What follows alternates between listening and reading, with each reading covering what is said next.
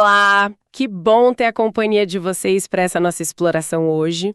O foco, jiu-jitsu infantil. Isso aí. Mas, olha, não é só sobre golpes e defesa pessoal, não.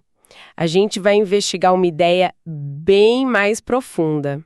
Como o tatame pode virar um espaço para formar crianças protagonistas da própria história ali dentro. Que interessante essa palavra protagonista nesse contexto, né? Sim. E para guiar essa nossa conversa, a gente está se baseando num artigo muito, muito bom do L. de Souza Guimarães Júnior. O L. Guimarães, uma referência importante. Exato. E é essencial dizer quem ele é, porque a visão dele é única mesmo. Ele não é só um mestre de jiu-jitsu. Não, de jeito nenhum. Ele também é pedagogo, licenciado em educação física. E essa mistura, sabe, de paixão pela arte suave com conhecimento de pedagogia infantil... É o que faz a abordagem dele ser tão rica, né? Tão diferenciada. Totalmente. Então, a nossa missão aqui hoje é tentar entender como essa visão, que junta a técnica do jiu-jitsu com uma intenção pedagógica clara. Como isso pode cultivar autonomia, confiança, aquele senso de propósito nas crianças? Bom, vamos começar a desembrulhar isso. Vamos lá. É fascinante porque, no fundo, a gente está vendo princípios pedagógicos bem modernos sendo aplicados num lugar que talvez alguns não esperassem, né? Uma academia de luta. Exato. Mas o que me chama mais atenção é justamente isso que você falou. Como o L. Guimarães propõe usar o jiu-jitsu não só como esporte, mas tipo como uma ferramenta para o desenvolvimento completo da criança. Uma ferramenta de formação, né? Isso. Toca em aspectos que vão muito além do físico, é algo relevante para pais, para educadores, para todo mundo que se interessa em como ajudar as crianças a florescerem de verdade. Perfeito. E o ponto de partida que o Hélio coloca no artigo, e que eu acho assim a base de tudo, é a diferença entre a criança só participar da aula e ela ser protagonista dessa aula. Essa distinção é chave. Porque participar, como ele descreve, é o básico, né? A criança tá lá, faz o que o professor manda, segue as instruções, é uma presença mais reativa, talvez. Passiva, né? Recebe informação e executa a tarefa. Isso, cumpre o que foi pedido. Agora, ser protagonista, aí a conversa muda. Muda completamente. É ter voz, é poder fazer escolhas ali no treino, mesmo que pequenas, é entender o porquê das coisas e principalmente sentir que a sua presença, o que você faz, importa para o grupo todo. Sentir-se parte importante do processo, né? Exatamente. E ele deixa muito claro, isso não acontece do nada, não é espontâneo. Não mesmo. O protagonismo, ele diz, precisa ser semeado, cultivado, com intenção mesmo pelo instrutor. É uma construção. E isso que você falou conecta direto com o que a gente vê na educação hoje em dia, né? A pedagogia moderna fala muito da agência do aluno. Da autonomia, né? Exato. A ideia de que aprender é um processo ativo. A criança não é só um receptor. E trazer isso para o tatame, como o Hélio propõe, é muito atual, muito potente. Faz todo sentido. É o contrário daquela visão mais antiga, né? Onde o professor era o centro e a criança só absorvia. Aqui não. A criança é convidada a pensar, a decidir, a tentar. A errar também, né? E aprender com isso. Fundamental. Aprender com erro. E a se responsabilizar. Mas, como o autor ressalta bem, e aí entra a genialidade da combinação dele, né? Jiu-jitsu e pedagogia. Sim. Isso exige um ambiente preparado. Um professor que não seja só um técnico, mas um educador. A técnica crucial, claro, mas o como se ensina. O clima da aula. Isso é que vai despertar o protagonismo. Entendi. Então tá bom, se a meta é essa, construir protagonistas ali no tatame, a pergunta é como? Como isso vira prática no dia a dia? Na prática, né? O que fazer? E o artigo do L é ótimo nisso, porque ele não fica só na teoria. Ele dá exemplos, estratégias bem concretas. Isso é bom. Traz pro chão. Uma delas que ele menciona é a definição de objetivos pessoais. Sabe, em vez daquela meta igual para todo mundo, o instrutor ajuda cada criança a pensar: o que eu quero melhorar? Qual golpe novo eu quero entender melhor essa semana? Como eu melhoro minha postura naquela guarda? Individualizado, né? Isso. E mais importante ainda, ensinar a criança a acompanhar o próprio progresso. Será que eu consegui? O que faltou?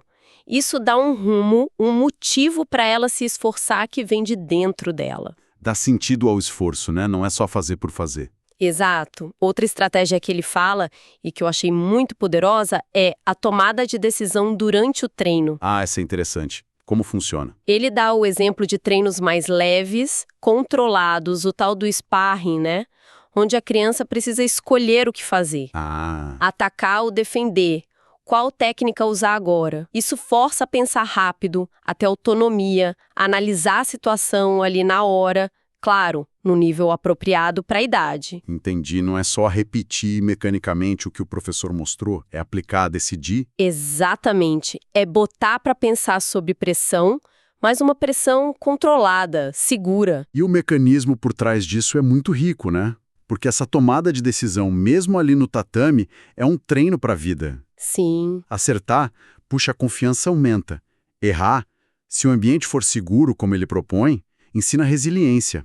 É um ciclo de aprendizado muito, muito forte. Total. E tem mais, ele fala também da responsabilidade pelo equipamento e pelo comportamento coletivo.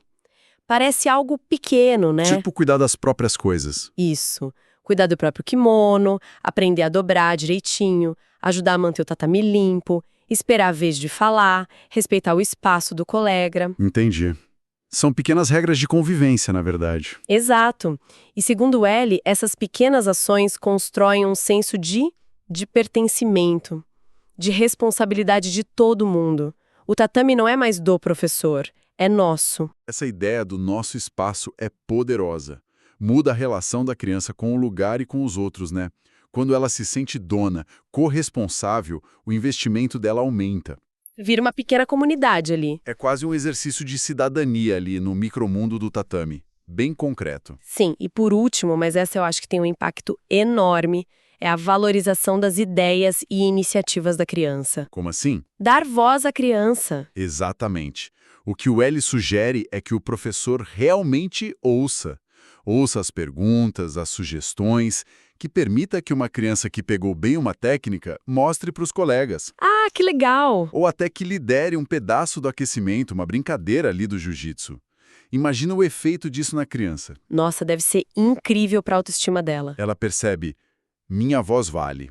Eu posso ensinar, eu posso liderar, é uma validação muito forte. O que me impressiona em todas essas estratégias que você descreveu é a tal da intencionalidade pedagógica que o L tanto bate na tecla, né? É a palavra-chave, né? Totalmente.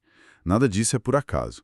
Definir meta individual, ensina planejamento, permitir decisão, fortalece a autonomia, cuidar do espaço, ensina respeito e coletividade, dá voz, dá liderança, constrói autoconfiança, validação. Cada detalhe tem um propósito maior. Exatamente.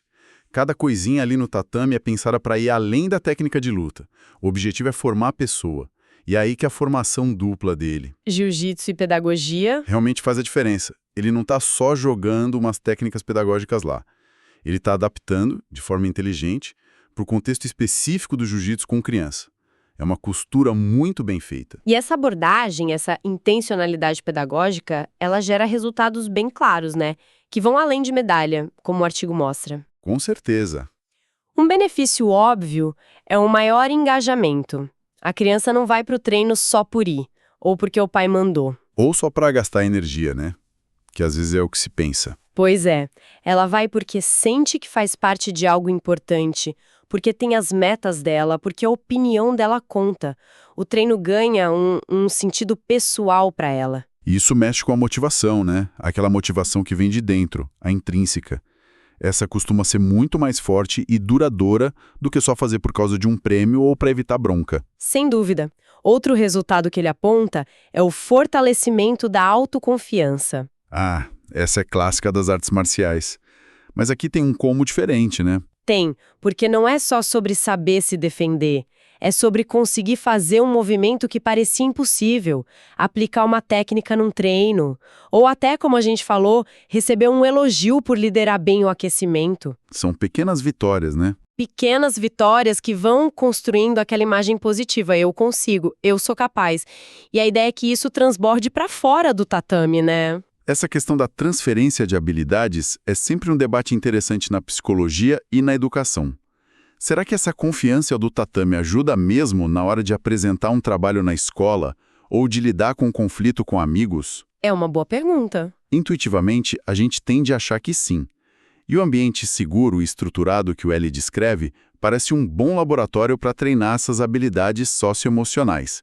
Dá para experimentar sem tanto visco. Faz sentido. O artigo também fala do desenvolvimento da capacidade de liderança. Mesmo em crianças pequenas? Sim, mesmo que sejam coisas simples, como ele diz. Puxar a fila, demonstrar um exercício, ajudar um colega que está com dificuldade, são oportunidades para a criança experimentar esse papel. Aprender a comunicar, a organizar um pouquinho, a guiar os outros. Isso. Habilidades que vão ser úteis para a vida toda, em qualquer lugar. E tem mais um ponto que ele levanta, que é a disciplina consciente. Gostei desse termo. Eu também. Consciente é a palavra aqui. Não é aquela obediência cega, sabe? Por medo. Uhum. A disciplina pela disciplina. Não. É uma disciplina que vem do entendimento. Por que a gente tem essas regras? Por que tem que respeitar o colega? Por que organizar é importante? Entendi. A criança internaliza o motivo da regra, né? Não é só uma imposição externa. Exato. E quando ela entende o propósito e, de certa forma, concorda com ele, a disciplina vira algo dela, autogerenciada. Puxa, isso parece muito mais sólido, né? Porque não depende de ter alguém vigiando o tempo todo. Exatamente. Nasce do respeito mútuo, da noção do bem comum ali do grupo. Totalmente. Isso forma a responsabilidade pessoal, autonomia moral, que são bases para um adulto mais ético, mais funcional na sociedade. É o oposto daquela disciplina que só funciona na base da pressão e que pode até gerar ressentimento. Verdade. A abordagem do Hélio realmente parece ver o jiu-jitsu como essa ferramenta de formação humana, como ele mesmo diz. É bem mais amplo que só o esporte. E parece que ele viu na prática o poder disso. Ele conta no artigo uma historinha curta, mas muito, muito significativa. Um caso que aconteceu num treino dele. Ah, conta aí. Exemplos assim ajudam a gente a visualizar. Ele convidou um aluno de 8 anos, um menino que geralmente era mais quieto, mais tímido, Sei. para liderar a turma num pedaço do alongamento. No começo, o menino ficou meio sem jeito, a voz saiu baixa, sabe? Inseguro. Normal, para quem é tímido. Mas aí, conforme ele foi mostrando os movimentos e viu que os colegas estavam prestando atenção, seguindo o que ele falava, alguma coisa mudou ali. O L descreve que a postura do menino ficou mais ereta, o tom de voz ficou mais firme, mais claro, a demonstração dos exercícios ficou mais confiante. Foi uma transformação ali, em minutos. Que incrível. E o mais tocante foi o que o menino falou para ele no final da aula. Chegou perto e disse, bem simples, professor, hoje eu senti que fui importante para o treino. Nossa, senti que fui importante. Que frase forte. Arrepia, né? Demais. Porque ela resume tudo isso que a gente está falando sobre protagonismo. Não foi só sobre alongar. Foi sobre se sentir visto, capaz e valioso para o grupo. A ação dele teve um significado, um impacto. Exatamente. E experiências assim pontuais que sejam, podem marcar muito mais do que horas de treino só repetindo técnica. Elas tocam em necessidades psicológicas básicas. Sentir-se competente, autônomo, conectado. Esse exemplo mostra bem aquelas estratégias na prática, né?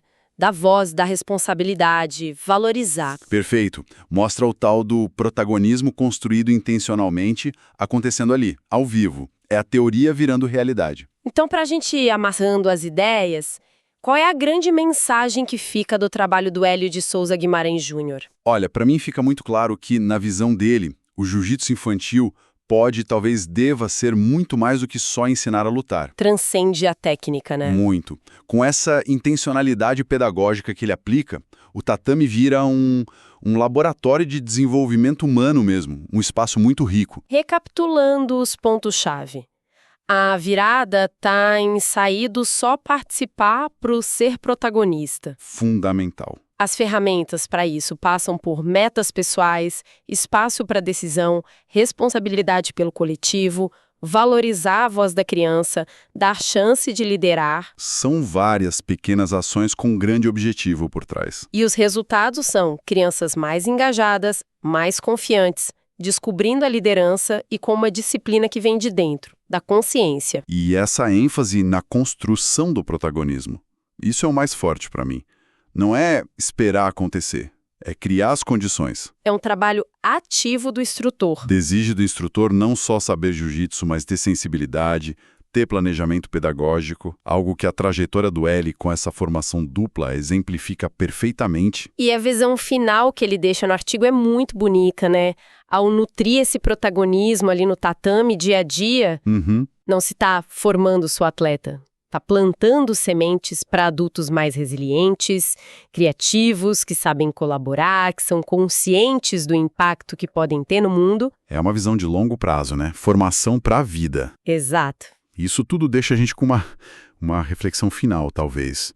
Um convite para quem está ouvindo pensar junto. Manda lá. Se esses princípios que o Hélio Guimarães destaca, dar voz, delegar responsabilidade, valorizar a iniciativa, permitir liderança ali no ambiente seguro do tatame funcionam tão bem lá, Sim. como que a gente poderia adaptar e aplicar esses mesmos pilares em outros lugares da vida da criança? Boa pergunta. Tipo na escola? Em casa, Exato. na sala de aula tradicional, nas atividades em casa, nos outros esportes, nas aulas de música, de artes, enfim, qualquer contexto. Entendi. Como levar essa ideia de protagonismo para além do tatame? A provocação é essa. Como a gente pode, em cada um desses espaços, criar mais chances para as crianças deixarem de ser só espectadoras ou só executoras de tarefas? E se tornarem realmente protagonistas do próprio aprendizado, da própria vida. Fica esse desafio, né, de olhar para as experiências que a gente oferece para as crianças e se perguntar: será que estamos mesmo cultivando nelas esse senso de agência, de importância? É uma questão e tanta para a gente pensar. É fundamental se a gente quer formar de verdade as futuras gerações de forma integral e significativa.